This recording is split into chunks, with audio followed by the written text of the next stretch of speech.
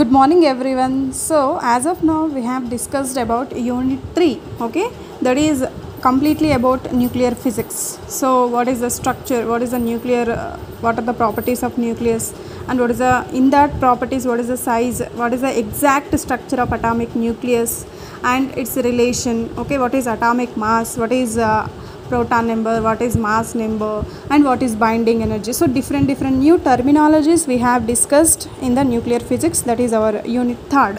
So from today onwards I am going to start with unit 4. Okay, so in this unit 4, the unit 4 concept is radioactivity.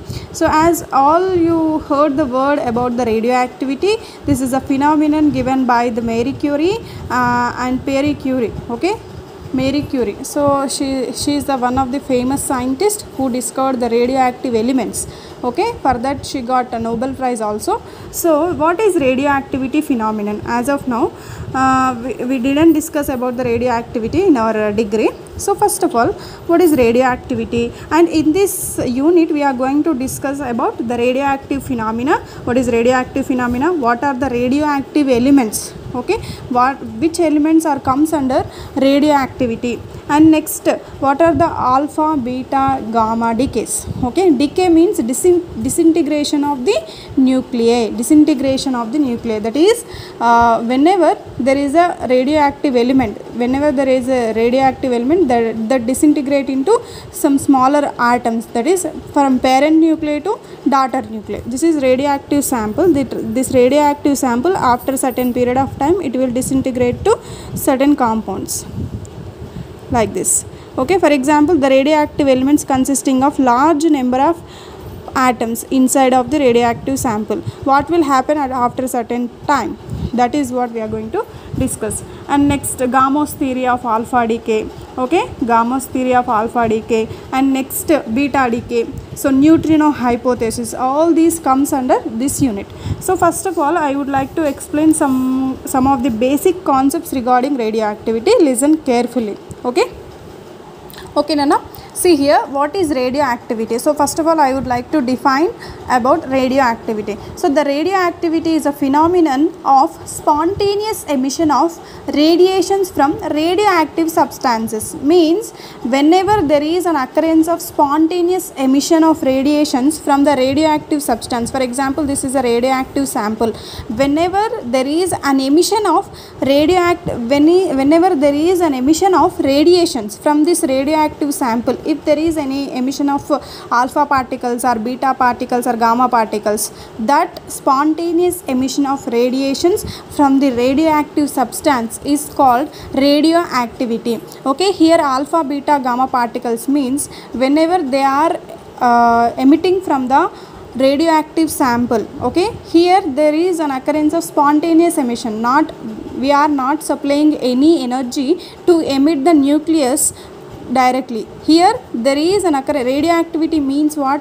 Radioactivity means spontaneous emission. Spontaneous emission of what? Spontaneous emission of radiations. Which kind of radiations? Those are alpha particles or beta particles or gamma particles.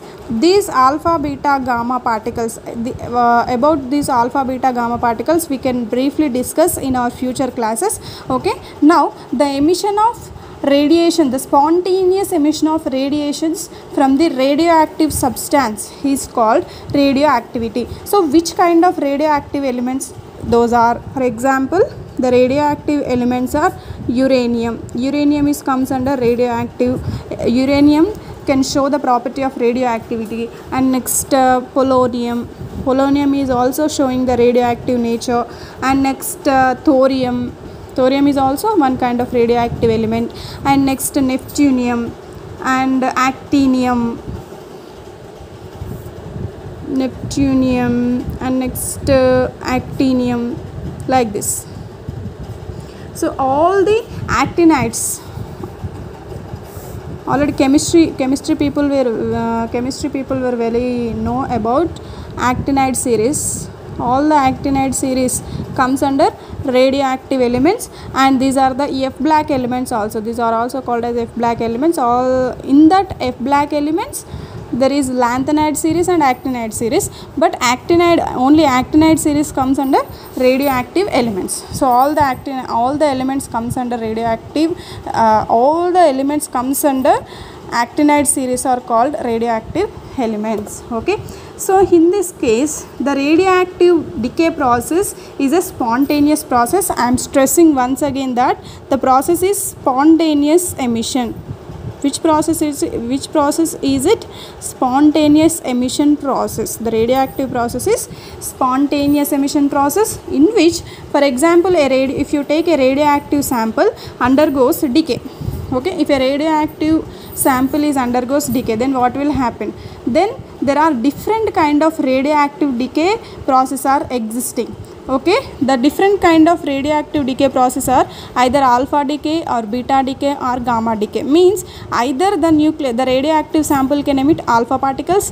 If the radioactive sample can emit alpha particles, then it is called alpha decay. If the radioactive sample can emit beta particles, then it is called beta decay. If the radioactive sample can emit gamma particles, then it is called gamma decay.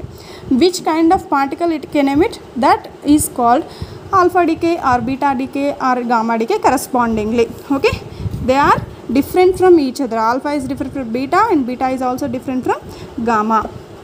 So in this case the radioactive process is very different process, no? So for example, if you have a radioactive sample, okay, this is what our radioactive sample, which contains a large number of particles inside it. Okay, then you can predict what happened to the atoms inside of the radioactive sample. We don't know. After 1 hour or after 1 year or after 2 years, what will happen to that radioactive sample? You can't predict what happened to the atoms in a next 1 hour or in a next 1 day or in a next 1 year or in the next 2 years. What will happen to that atoms inside of the radioactive sample? You don't know. The radioactive sample undergo decay in a certain period. Okay, we can't calculate it. In which time it is going to decay, we don't know exactly. So that is what it can undergo in a certain period of, it can undergo a decay process in a certain period of time.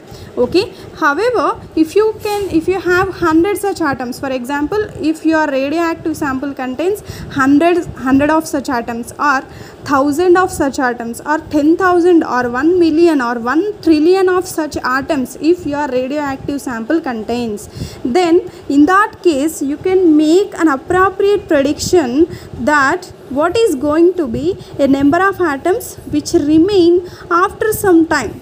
Okay, what does it tell? What happened to that large number of atoms after a certain period of time?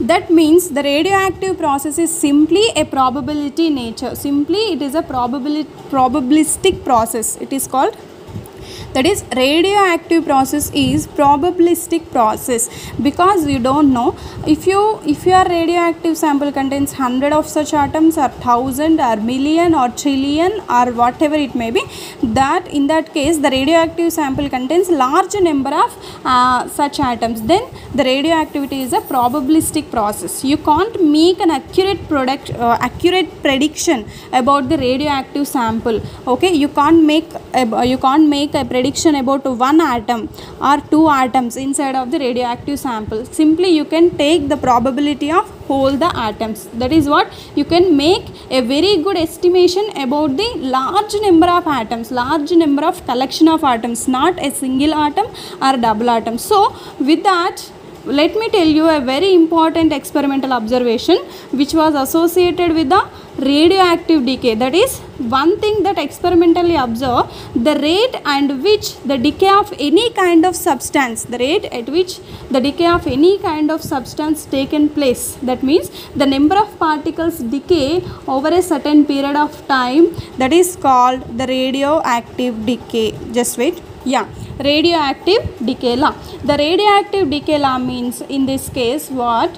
The number of particles decay over a certain period of time. The number of particles decay over a certain period of time is directly proportional to the number of particles present at that point of time. For example, the number of particles present at that point of time is capital N. Okay.